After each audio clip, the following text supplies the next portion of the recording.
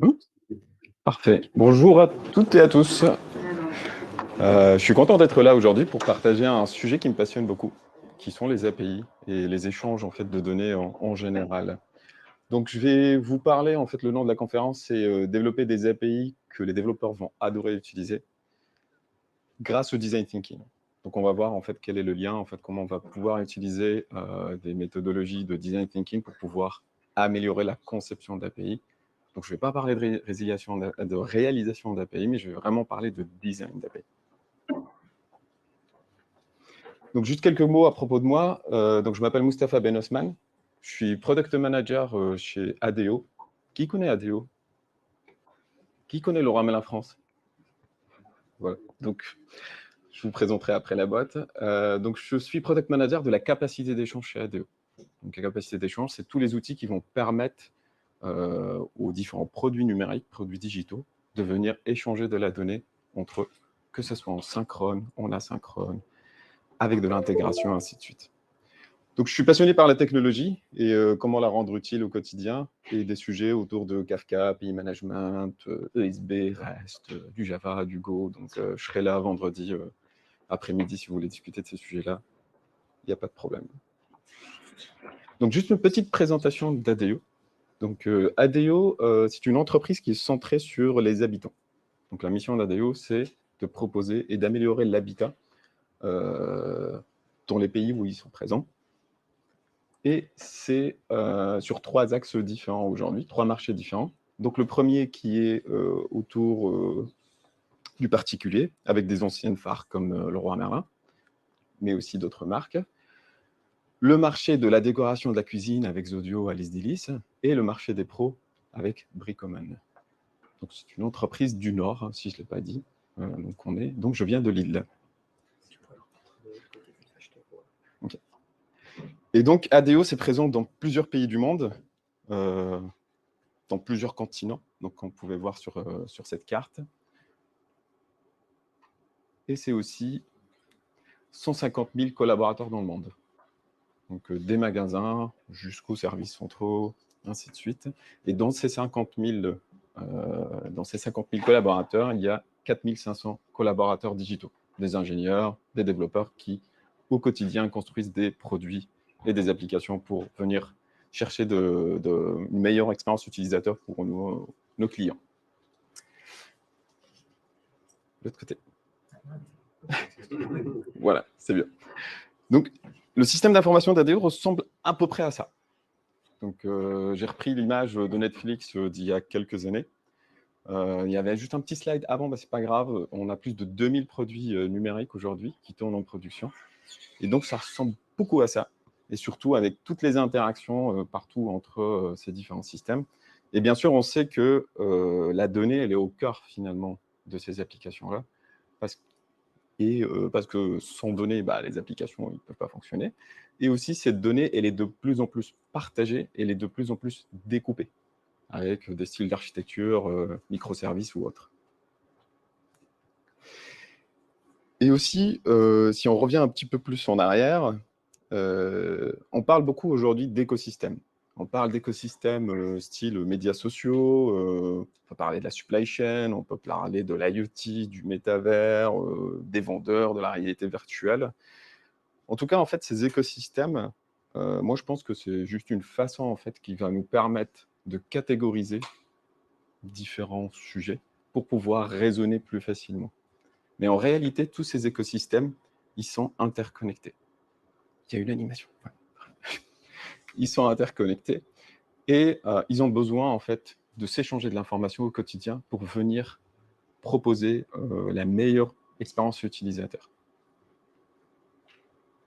Et donc, je reviens un peu en arrière, je reviens dans les années 2002. Donc, le légendaire mail qui a été envoyé par Jeff Bezos, je ne sais pas si vous l'avez déjà vu, mais en tout cas, je pense que c'est quand même intéressant, surtout de regarder un petit peu le contenu et surtout de comprendre que ça a été fait, en tout cas, ça a été communiqué au début de ce siècle. Et c'est aussi le fondement, en fait, de ce qu'on appelle une entreprise plateforme. Une entreprise qui est connectée à ces différents écosystèmes. Donc, connecter à l'intérieur de son écosystème à elle, mais aussi à d'autres écosystèmes extérieurs. Et donc, si on prend le premier point de ce mail, toutes les équipes doivent exposer leurs données via des interfaces utilisateurs. On va en parler un petit peu, enfin même beaucoup. Les équipes doivent communiquer entre elles via ces interfaces. Et vous notez, on parle d'équipes, pas uniquement que de produits digitales. Et c'est la seule façon autorisée pour communiquer. Donc globalement, pour être plus concret, pas de liaison directe, je ne partage pas la base de données de mes copains d'à côté, je n'essaye pas de trouver une porte dérobée pour pouvoir aller récupérer la donnée pour faire fonctionner mon application. Et peu importe finalement la technologie qu'on va utiliser.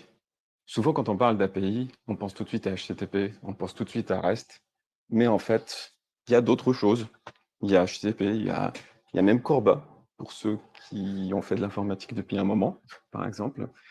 Donc en fait, cette problématique, elle existait déjà, elle a toujours existé. Il y a toujours eu des protocoles, des nouvelles technologies qui facilitent et qui vont apporter des propriétés différentes.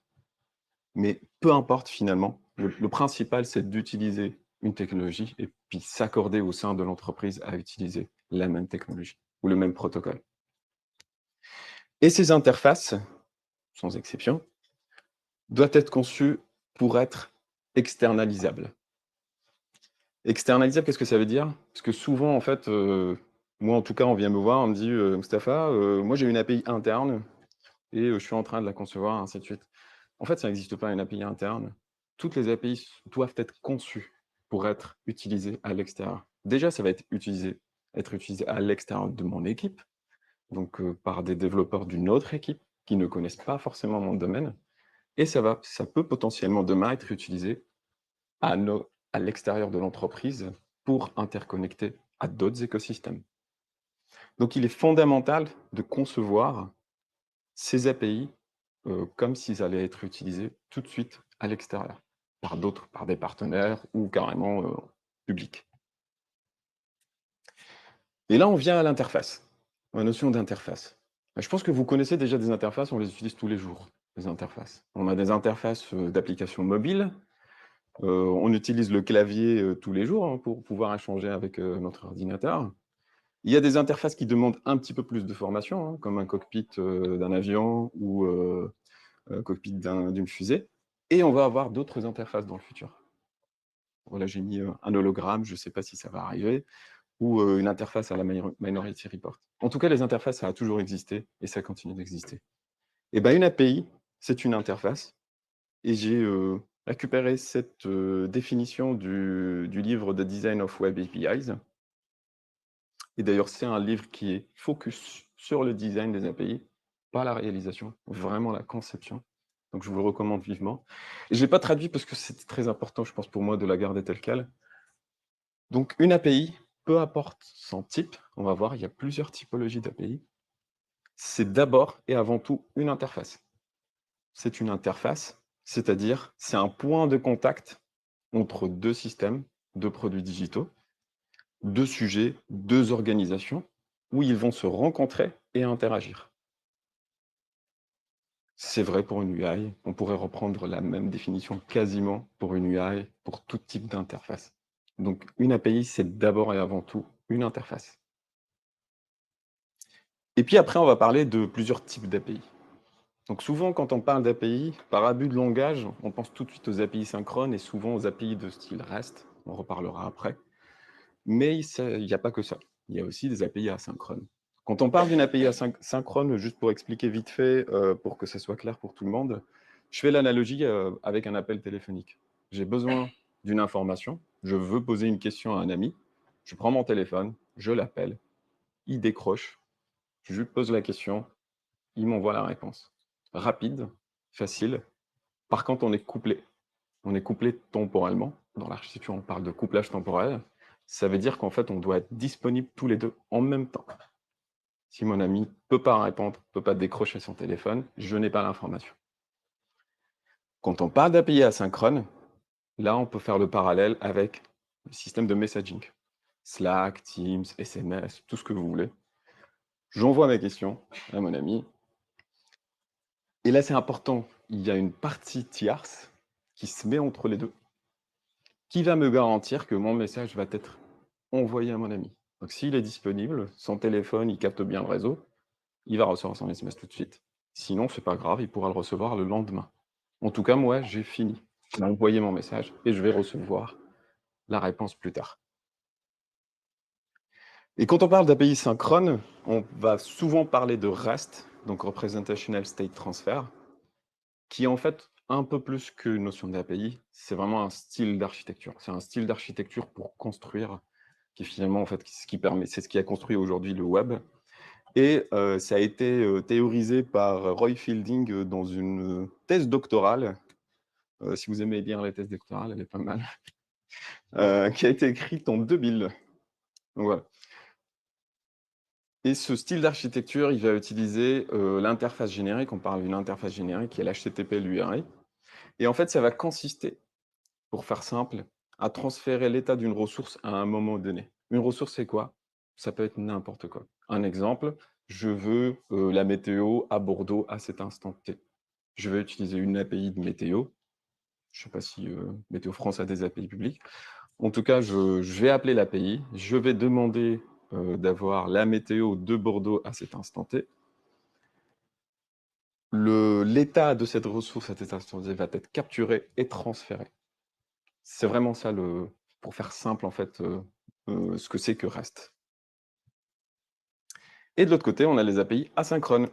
Et vous vous rappelez, asynchrone, SMS, j'ai besoin d'une partie tierce. Et là, dans ce cas-là, on va commencer à parler de file d'attente. Ça existait déjà avant, avec du Corba, avec du JMS. Aujourd'hui, on parle beaucoup de Kafka. Bref, en tout cas, ça a toujours existé. Et c'est ce qui va nous permettre, c'est un système de file d'attente qui va permettre à un producteur de venir pousser des messages au fur et à mesure. Une fois qu'il a poussé des messages, il a terminé son boulot. Et après, les consommateurs qui vont venir consommer cette donnée au fil de l'eau, à leur rythme. Et bien évidemment, qui parle d'interface, eh ben, parle d'un contrat. Et ça, c'est une notion vraiment très importante. Et on peut imaginer, par exemple, ce que doit contenir un contrat d'interface. C'est la définition de la donnée. Qu'est-ce que je vais partager comme donnée si tu utilises mon API? C'est aussi la définition fonctionnelle. Comment je peux utiliser fonctionnellement? À quoi elle sert cette API? Qu'est-ce que ça m'apporte fonctionnellement parlant? Et une définition technique, parce que le développeur, il a besoin très rapidement de pouvoir utiliser l'API, commencer à la tester et surtout l'intégrer à son système. Mais qui dit contrat, dit engagement. Et ça, c'est très important.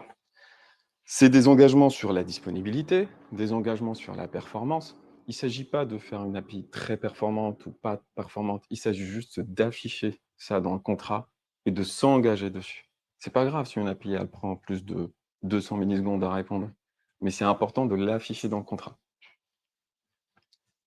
La fréquence, la fraîcheur de la donnée. Quand j'appelle l'API Météo France pour avoir la météo de Bordeaux, bah, je veux avoir la donnée la plus fraîche. Donc ça, c'est un engagement important. Et surtout, la rétrocompatibilité. Et ça, je vais en parler beaucoup. Pourquoi la rétrocompatibilité? Parce qu'en fait, ce qu'il faut vraiment essayer de voir, hein, si on essaye de se mettre un peu en arrière et puis regarder la big picture, c'est qu'en fait, nos différentes applications, nos différents produits numériques, ils sont interdépendants. Surtout, en fait, c'est qu'ils dépendent les uns des autres. C'est un peu comme un château de cartes. C'est-à-dire que si j'ai un système, celui là-bas par exemple, qui ne respecte pas la rétrocompatibilité, il peut très bien faire s'effondrer tout le château de cartes. Donc la rétrocompatibilité, c'est quelque chose de très fondamental. Et je parle de rétrocompatibilité, c'est finalement l'engagement au contrat que j'ai proposé à mes consommateurs et que mes consommateurs ont accepté pour utiliser mon API.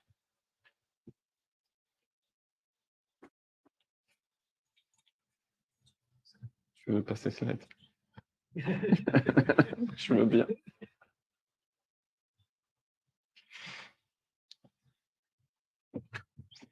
Et les développeurs dans tout ça? Les développeurs dans tout ça, Eh ben, les développeurs, au-delà, donc, ce que je vous ai dit, c'est que les API, c'est pour interconnecter des systèmes, des organisations, ainsi de suite, c'est des interfaces. Mais pour pouvoir le faire, on a besoin de développeurs pour le faire. Aujourd'hui, même si ces API servent finalement à interconnecter des systèmes, sans développeurs, on ne peut pas les interconnecter.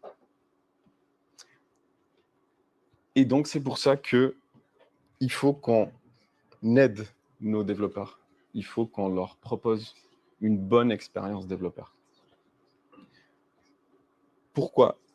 Eh ben, si vous avez déjà lu le livre Accelerate ou le State of DevOps Report qui est basé, enfin, le livre est basé dessus, vous allez déjà comprendre que une bonne performance de delivery, permettre à un développeur de délivrer très vite, ça va avoir un impact direct sur les performances de l'organisation. Et donc, qu'est-ce que ça veut dire? Ça veut dire, je l'ai mis en pointillé parce que c'est mon avis, améliorer l'expérience développeur, ça va permettre d'améliorer la performance de ces développeurs et ça va indirectement aussi permettre d'améliorer la performance de l'organisation. Et donc le design dans tout ça. J'ai repris une petite phrase de Steve Jobs que j'ai trouvée il n'y a pas très longtemps, que je trouve intéressante.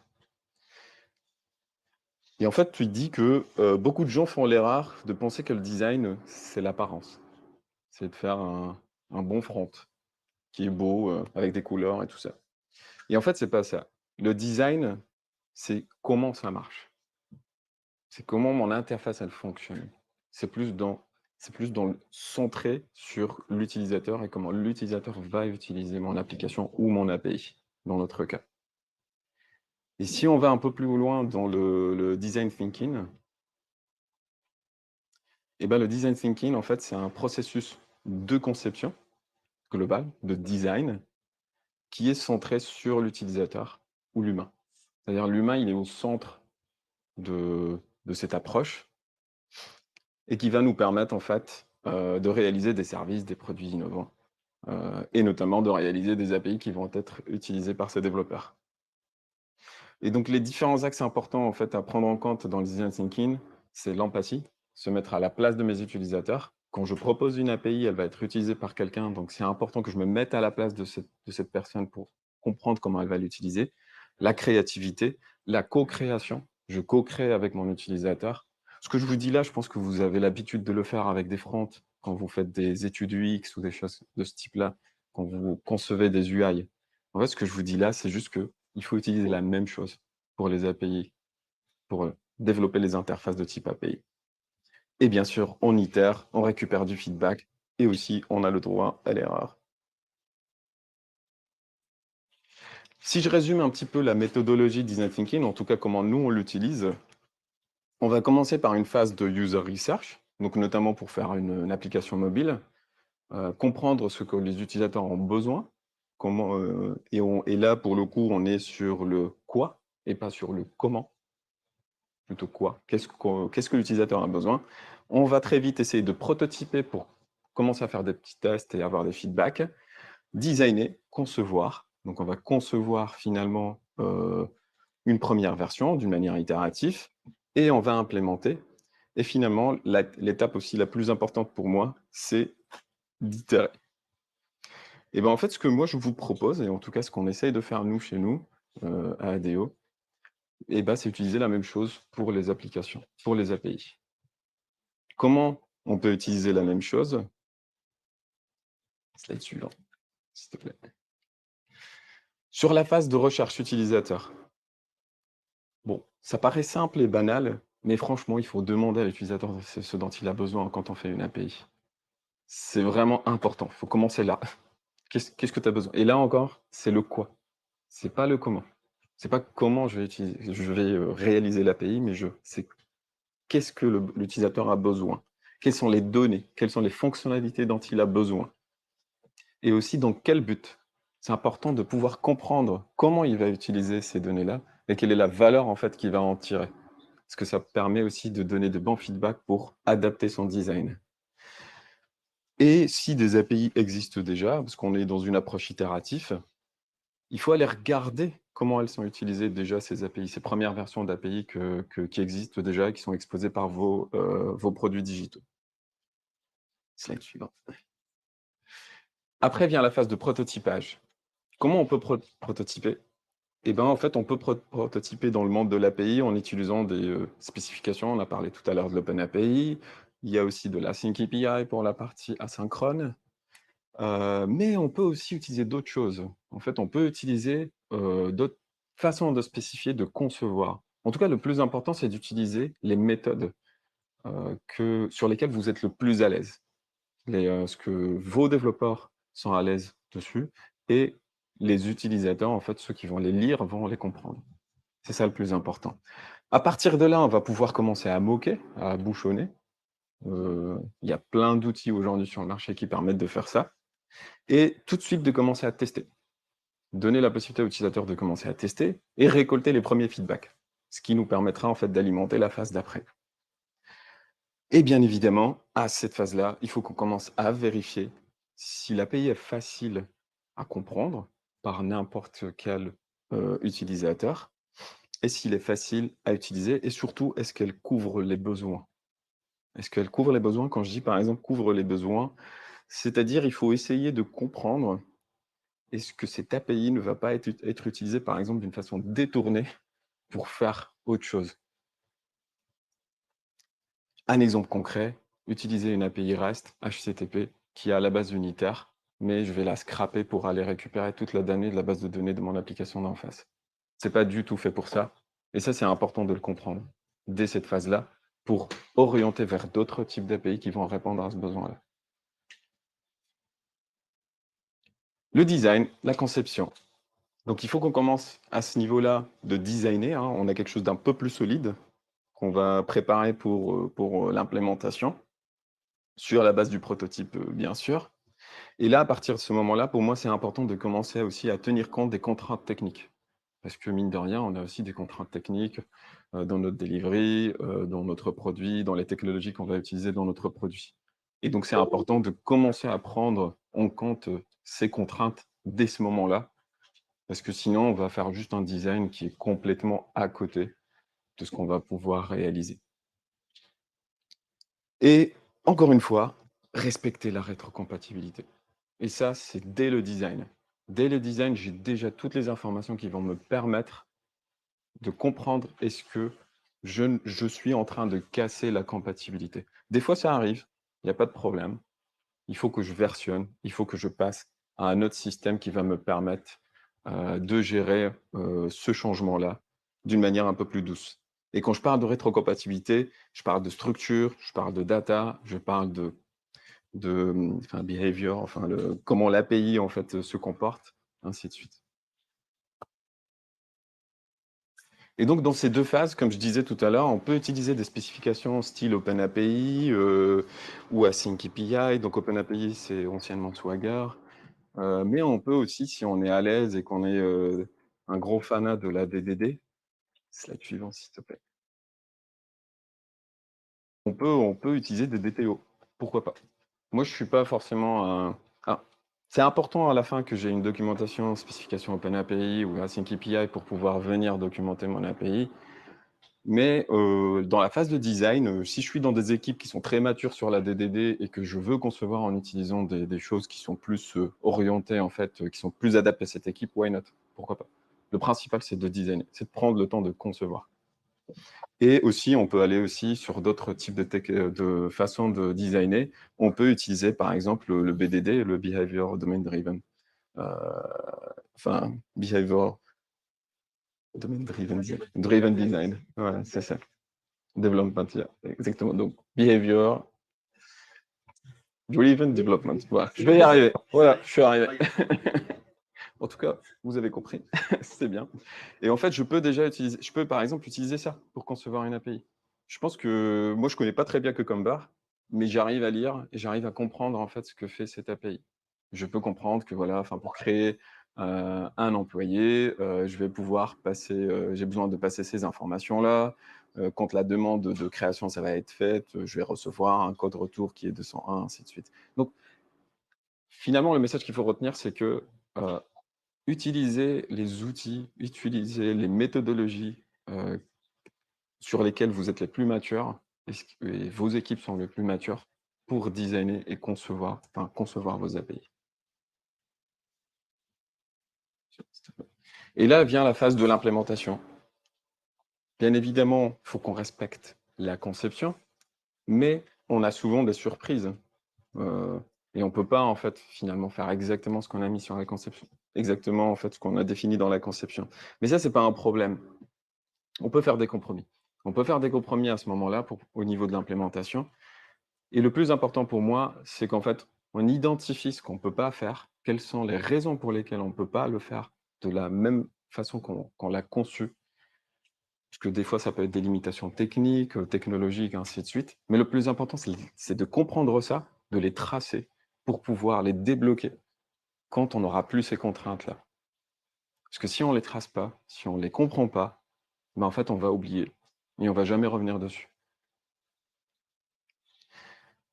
Bon, je pense que je l'ai dit assez, hein, rétrocompatibilité. Donc c'est vraiment très important. Et si vous ne pouvez pas, on peut faire une version majeure. Il est possible de venir faire une version majeure parce que de toute façon, je ne vais pas mettre en risque tout mon système d'information. Et dans ce cas-là, un exemple de comment on peut faire une version majeure. Oui, ouais, il y a un slide qui s'est averti, c'est pas grave. Sur les versions majeures, oui, c'est une solution. Par contre, c'est une solution qui est coûteuse. C'est une solution qui est coûteuse parce que si j'ai une V1 et que je suis obligé de faire une V2, ça veut dire que je dois maintenir la V1. Souvenez-vous, j'ai un contrat avec mes utilisateurs qui utilisent déjà la première version. Donc ça veut dire que je vais devoir créer une nouvelle version. Je vais devoir aider mes consommateurs à petit à petit switcher sur la nouvelle version parce que ça a des impacts de leur côté. Donc pour faire simple, moi souvent, je vais faire le maximum en tant que product manager de mes produits pour éviter de faire une version majeure. Et justement, je vais concevoir au plus tôt mes API et je vais essayer de les rendre les plus lâches possibles pour que je puisse les adapter au futur et je vous montrerai quelques petites astuces que vous pouvez utiliser. Et bien sûr, la phase la plus importante, à mon avis, c'est l'itération. C'est, voilà, enfin, pour moi, c'est une phase, à part entière, hein. Il ne s'agit pas juste de recommencer pour moi. Donc en fait, quand on itère, c'est qu'on peut commencer déjà à comprendre comment nos API sont utilisées. Comment vous pouvez faire ça? Des interviews, comment on fait sur des interfaces UI, mais aussi, là où c'est intéressant, il y a beaucoup de logs, hein, quand on utilise une API. Il y a énormément de données qui est générées, de métadonnées, des logs qui sont générés. Si on a accès à ces logs-là, on peut aussi faire des statistiques, on peut en tirer des leçons qui sont vraiment très intéressantes. Et je peux vous garantir que vous pouvez être très surpris de la façon comment vos consommateurs trouvent d'une manière ingénieuse d'utiliser votre API que vous avez vraiment pas du tout pensé au début. Donc c'est super intéressant de comprendre comment vos API sont utilisées pour pouvoir réadapter la conception et pouvoir les aider encore plus pour proposer des API qui correspondent beaucoup plus à leurs besoins. Donc voilà, c'est améliorer la conception et aussi ça permet aussi de commencer à prévoir en avance les breaking change pour gérer la rétrocompatibilité. Ouais, c'est ce que je disais tout à l'heure, j'essaie juste de l'illustrer. Donc, j'ai un premier produit qui envoie des événements, dans un topic, il est en V1. J'ai un contrat avec un consommateur. Si je fais une V2, bah, je suis obligé d'avoir un autre contrat et là, ça veut dire que mes nouvelles applications vont utiliser, en fait, cette file d'attente. Néanmoins, je dois continuer à donner, la version 1 à mes anciens consommateurs à qui je vais petit à petit faire switcher sur la nouvelle version. Alors concrètement chez ADO, comment on fait pour pouvoir aider un peu plus nos développeurs? J'ai entendu de ça tout à l'heure dans la conférence d'avant. On parlait de guidelines. Pourquoi des guidelines? C'est parce qu'en fait des API, il y a plein de façons différentes de les concevoir et de les réaliser. Et donc c'est important en fait d'apporter un cadre pour essayer d'avoir des API qui se ressemblent. Tout simplement. Des API qui vont se ressembler et que vu de l'extérieur, on n'a pas l'impression que je suis en train de parler à X entités différentes. Et pour ça, en fait, concrètement, ce qu'on a fait chez ADO, on a écrit des guidelines. Et pareil, c'est quelque chose qui vit, hein, parce que voilà, enfin, qu'on écrit aujourd'hui peut être différent la prochaine fois, mais on va retrouver énormément de choses, mais vraiment orientées sur le design, pas sur la réalisation, de comment je versionne, quels sont les types de headers HTTP que je vais utiliser, ainsi de suite. Comment je fais du full text research, ainsi de suite. Ça, c'est super intéressant parce que c'est un peu, si je fais le parallèle avec l'UI, c'est un peu comme un design system pour une UI, en fait. Ça permet en fait d'essayer d'avoir une cohérence globale au niveau de toutes mes interfaces de style API. Et une fois qu'on a conçu de super API,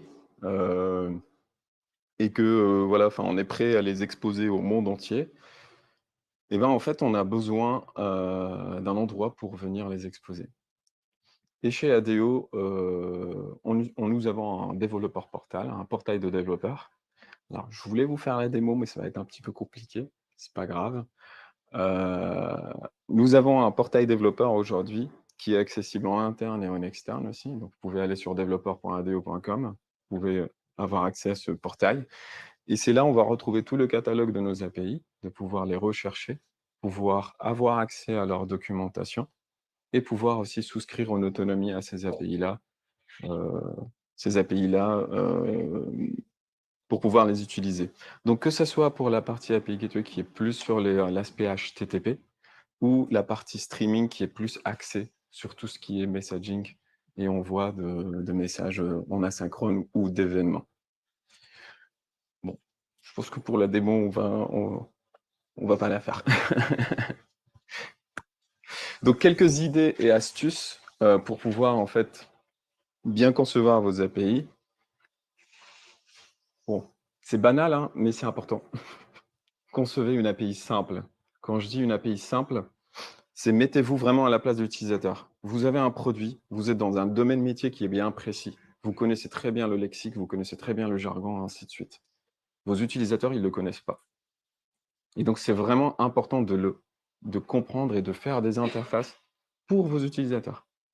Quand on fait un site e-commerce, on n'utilise pas des abréviations, on n'utilise pas des mots techniques dans le front parce que les utilisateurs finaux, ils vont rien comprendre. C'est exactement la même chose avec une API. Parce que les développeurs d'à côté, ils ont leur domaine, ils ne connaissent pas forcément votre domaine. Donc ça, c'est super important. Concevez des API qui sont prévisibles. Qu'est-ce que ça veut dire prévisible? Je peux vous donner un exemple. Si j'ai le même format de date sur toutes mes API, ça devient prévisible pour le développeur. Parce que je ne vais pas avoir la surprise d'avoir des formats de date différents d'une API à une autre. C'est un exemple tout simple, tout bête, mais qui marche. Faites attention avec les enums. Donc là, c'est un petit peu plus dans le détail. Les enums, c'est une liste figée de valeurs possibles sur un champ. Pourquoi faire attention à ça? C'est parce que en fait, ajouter ou enlever une information de cette liste, c'est un break and change pour vos consommateurs. Et donc, du coup, il faut vraiment les utiliser dans des cas où j'ai une liste figée qui ne va pas évoluer dans le temps. Et je suis sûr, en fait, que ça va pas évoluer dans le temps.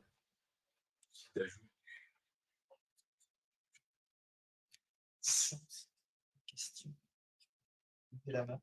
Ouais. On puisse vous entendre. Que je répète la question? Ouais, répète la question. Ajouter une donnée dans une enum, c'est pas un break and change.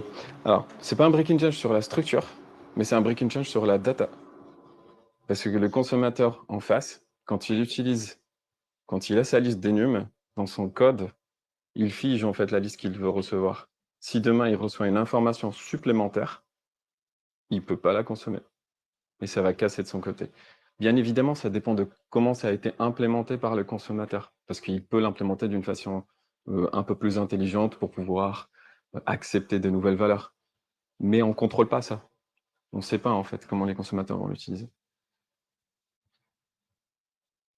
Ajouter des métadonnées. Pourquoi des métadonnées? C'est ajouter du contexte à vos API. Donner du contexte. Quand on pousse un événement, un message, mettez un maximum de contexte. Ce contexte-là va vous permettre, en fait, déjà à vous de tracer, de comprendre ce qui se passe et de comprendre comment vos API sont utilisées.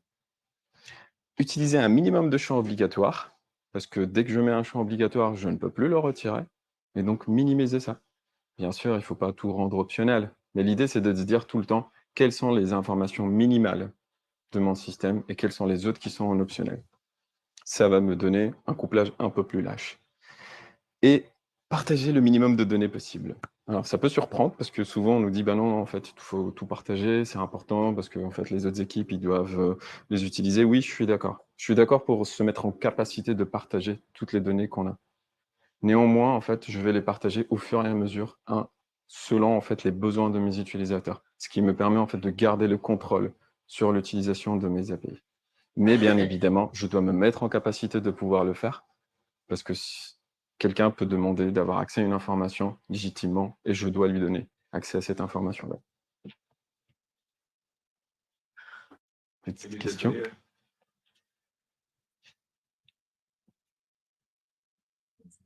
Métadonnées, est-ce qu'on peut avoir un exemple? Un exemple concret sur les métadonnées, par exemple, quand on veut internationaliser une API. On veut utiliser, on peut avoir une API qui va répondre dans des langues différentes.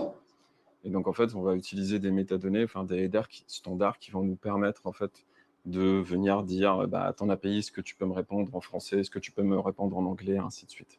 Mais je peux aussi avoir des métadonnées un peu plus techniques. Là, c'est un petit peu plus fonctionnel. Un peu plus technique, c'est que je vais avoir des métadonnées qui vont me permettre, par exemple, de faire des corrélations, des correlation ID entre mes différents systèmes pour pouvoir tracer, suivre la vie de ma donnée. Voilà, c'est des exemples. Ça répond à la question? Parfait.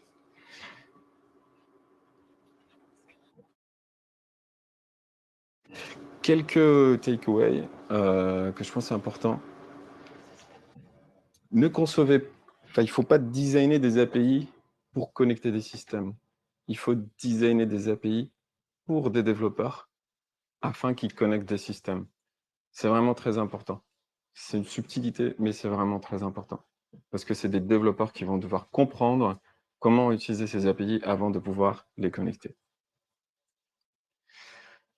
Concevez votre API comme vous concevez vos interfaces utilisateurs. Bien sûr, si vous les concevez bien. Sinon, c'est pas bien. Une API, c'est un contrat entre vous et vos consommateurs. Vraiment, il faut le retenir, c'est un engagement entre vous et votre consommateur. Ça, c'est une différence avec une UI. Une UI où je peux facilement, graduellement venir changer l'UI sans forcément impacter mes consommateurs. Ce n'est pas vrai, en fait, sur les API. Sur les API, c'est un peu plus compliqué. Donc, il faut encore, en fait, faire attention à cette notion-là. Et collecter des feedbacks, collecter un maximum de feedback, des données, des logs de l'utilisation, mais aussi de comment vos utilisateurs posent. Prenez le temps de poser la question, de comprendre comment les gens utilisent vos API, parce que je peux vous assurer que vous pouvez découvrir des choses que vous n'avez même pas imaginées à la base quand vous avez conçu vos API. J'ai mis quelques références et quelques ressources. Le premier, franchement, si vous êtes intéressé par le sujet de design des API, je recommande vivement le premier livre qui est vraiment orienté sur le design des API. Vous allez avoir des exemples très concrets de choses que vous pouvez en fait faire au quotidien pour designer vos API. J'ai mis un petit channel YouTube où il y a des vidéos plutôt sympas. J'ai mis le design, l'API Design Guide de Google, il y a celui de Microsoft, il y en a plein en fait. Vous pouvez juste regarder, taper juste API Design Guide et rajouter le nom de la boîte et vous allez retrouver plein. Reste si pour les courageux qui veulent lire une thèse doctorale, mais en tout cas elle est très intéressante. J'ai mis un lien vers un chapitre qui est traduit en français qui est très intéressant si vous voulez aller plus en profondeur. Le State of DevOps Report, et bien sûr, il y a le livre Accelerate qui est très intéressant, qui n'est pas sur le comment faire, mais c'est plus démontrer que améliorer le delivery, ça améliore la performance de l'entreprise. Slide suivant. Je fais un peu de pub pour mes collègues qui passent demain. Donc, si le développeur expérience vous parle, demain, il y a un talk à 10h, je crois.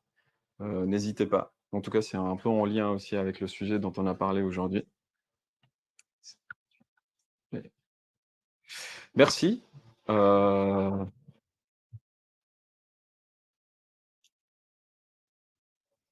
N'hésitez pas à laisser des feedbacks. Pour moi, ça va être très intéressant, très enrichissant pour pouvoir adapter un peu plus mon talk aux différentes réactions.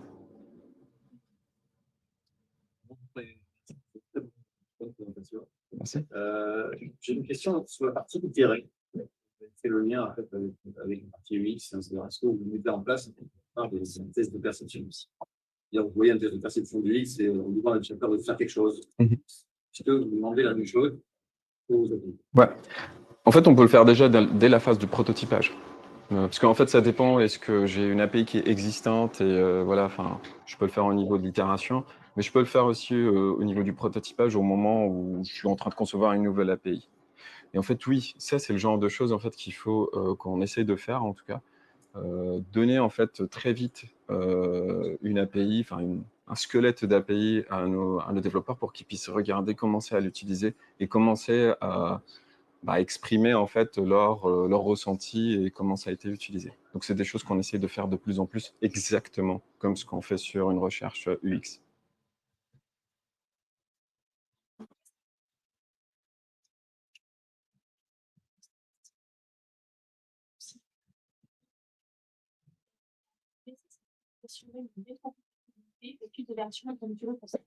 Ouais, c'est une bonne question qui n'est pas simple. Et du coup, la réponse sera pas simple. Mais en fait, la réponse courte, c'est il faut être smart. Il faut vraiment être smart, tout simplement. C'est-à-dire qu'en fait, moi, je me mets à la place, je suis product manager de mes produits, j'ai plein d'API. J'ai le choix entre casser la compatibilité, devoir gérer 2 versions majeures, et le choix entre trouver une solution qui va me permettre de garder ma version 1. Je vais tout faire pour garder la version 1. Et donc, quand je dis être smart, c'est aussi, il ne faut pas rester buté en fait en disant, par exemple, j'ai nommé tel champ de telle façon, on s'est mis tous d'accord, enfin, ils se sont tous mis d'accord de dire non, non, en fait, c'est pas le bon champ, il faut en mettre un autre. Je peux pas l'enlever parce que j'ai pas de je suis plus rétrocompatible. Et ben en fait, moi, je vais rajouter un deuxième champ qui va contenir exactement la même donnée. En fait, il faut juste être smart. Et le plus important, c'est au-delà des décisions qu'on va faire, c'est de les afficher, de les expliquer à mes consommateurs. C'est ça le plus important.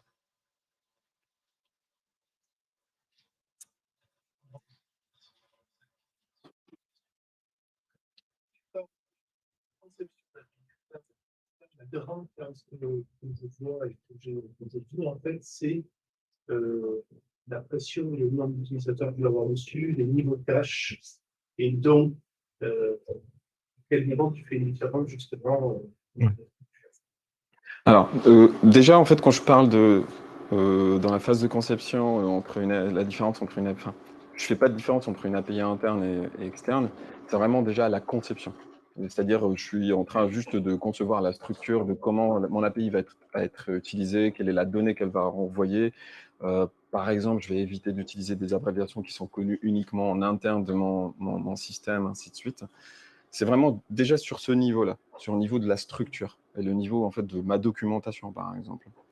Donc, et là, en fait, on n'est pas encore en train de parler de performance, on n'est pas en train de parler de résilience, ainsi de suite. Et après, encore une fois, pour moi, le contrat doit afficher les SLA et les SLO. Encore une fois, c'est pas un problème en fait d'avoir une API qui est lente. Le problème, c'est de ne pas l'afficher. Et après, bien sûr, on va rentrer dans des phases d'itération. Je vais peut-être commencer avec mon API qui va être utilisé par une centaine d'utilisateurs, milliers d'utilisateurs en interne, et je vais commencer à itérer en fonction petit à petit en fait que le nombre de mes utilisateurs augmente. Et là, pour le coup, je vais techniquement en fait changer, même des fois radicalement mon architecture, mais je vais garder mon interface. Ça va?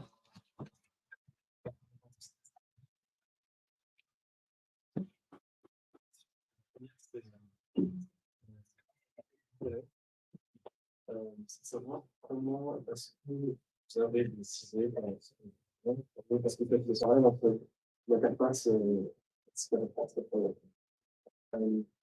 sur les sites, sur les sites en mesure, les data, par exemple, des utilisateurs, c'est des updates, si vous conseillez comme outil un peu similaire. Les logs. Le problème, c'est que ça rejoint un peu le point de discussion, c'est que si on pousse trop de logs, voilà, c'est évolue, l'intenabilité de l'API, c'est pas juste des logs comme ça. En fait, quand je parle des logs, je parle vraiment juste déjà le premier niveau. C'est-à-dire juste, en fait, je vais pas forcément aller avoir le payload ou enfin, toute la donnée qui a été envoyée, ainsi de suite. Mais déjà, par exemple, si on prend le cas des HTTP REST, déjà, en fait, ne serait-ce que dans l'URL, j'arrive déjà à comprendre beaucoup de choses, en fait. Juste les paramètres qui ont été passés, les queries, ainsi de suite.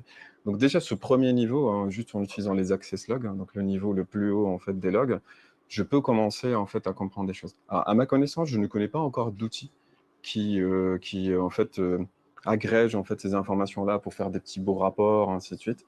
Je pense que ça serait pas très compliqué de faire ce genre d'outil, à mon avis, parce que c'est très standard, hein, mais en tout cas, je connais pas.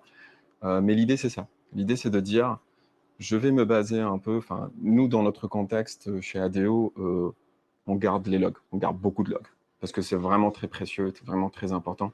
Et donc, du coup, on a accès à cette information pour pouvoir l'utiliser.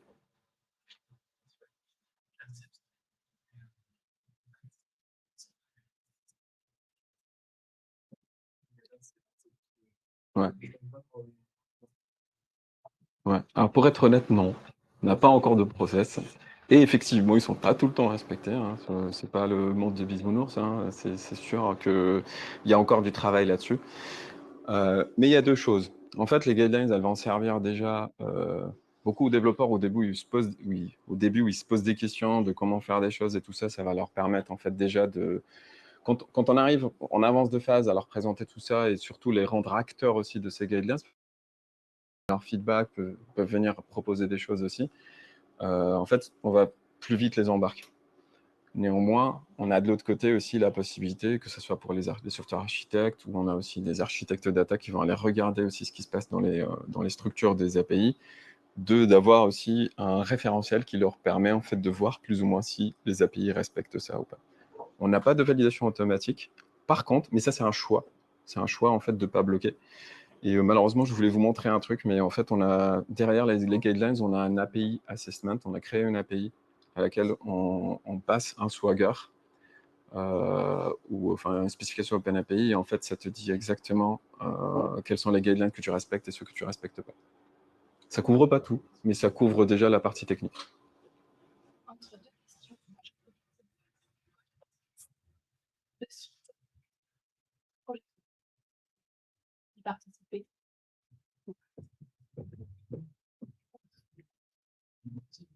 Question.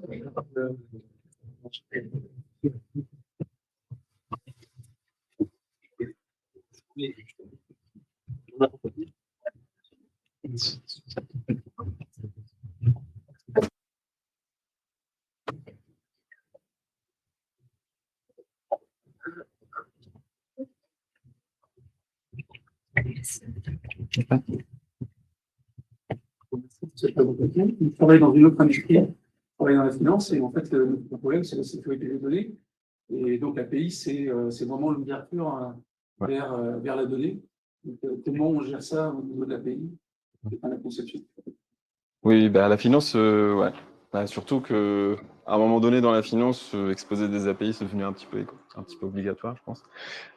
Oui, enfin, sur la partie sécurité, la sécurité, c'est une chaîne, en fait, hein, donc c'est à tous les niveaux. Ça commence dès la conception, dès la réalisation, en fait, de mon produit. Donc, on parlait tout à l'heure de DevSecOps, je pense, tout à l'heure. C'est globalement, en fait, mettre en place des frameworks qui vont, en fait, aider les équipes de développement dès le début, en fait, penser sécurité. La sécurité, c'est vraiment à tous les niveaux. Quand on parle de sécurité dans l'API, je peux en parler pendant des heures, mais il y a tous les niveaux de la partie gestion des habilitations, des autorisations qui vont arriver vraiment au niveau du produit et qu'on ne va pas centraliser parce que c'est le niveau le plus bas en fait, qui va nous permettre en fait, de gérer ça. Et après, on va utiliser par exemple des gateways, mais encore une fois, j'aime pas dire ça parce que souvent les gens ils confondent que la gateway elle s'occupe de la sécurité et moi j'ai rien à faire, ce qui est complètement faux.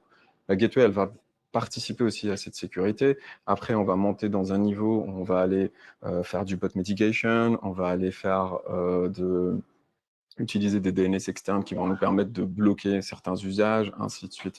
Donc c'est toute une chaîne. C'est un sujet qui est assez complexe. Mais par contre, ce qu'on fait nous, par exemple chez ADO, c'est qu'on industrialise, on industrialise au maximum tout ça. Donc il y a des choses où on ne peut pas industrialiser, c'est plus de l'ordre de l'implémentation, où on va venir mettre des frameworks, des vérifications, des validations, et après on va industrialiser tout ce qu'on peut industrialiser. la partie post-medication, la partie exposition dans la gateway, la partie exposition sur le DNS. Mais on peut en parler un peu plus dans le détail, si vous voulez.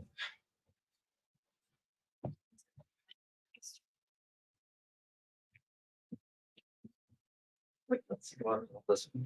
Ouais. Vous avez parlé tout à l'heure de possibilité de dump de database. Les méthodes peut-être pour les conseiller dans le code. Alors, première chose, déjà pour éviter ça, parce qu'il y aura tout le temps quelqu'un qui va essayer de le faire, on utilise les rate limiting. En fait, on utilise des quotas sur nos API. Ça, c'est on va dire l'outil le plus simple. On va essayer de mettre des quotas pour pouvoir vraiment venir identifier ceux qui sont gourmands dans l'usage.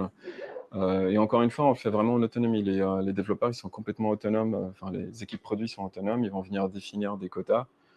Et surtout, ils vont être notifiés quand ces quotas sont atteints pour aller justement enclencher le débat, en fait. Parce que le but, c'est pas juste de dire non, non, toi, tu veux faire 2000, moi, je te donne 1000 par seconde, et puis ça s'arrête là.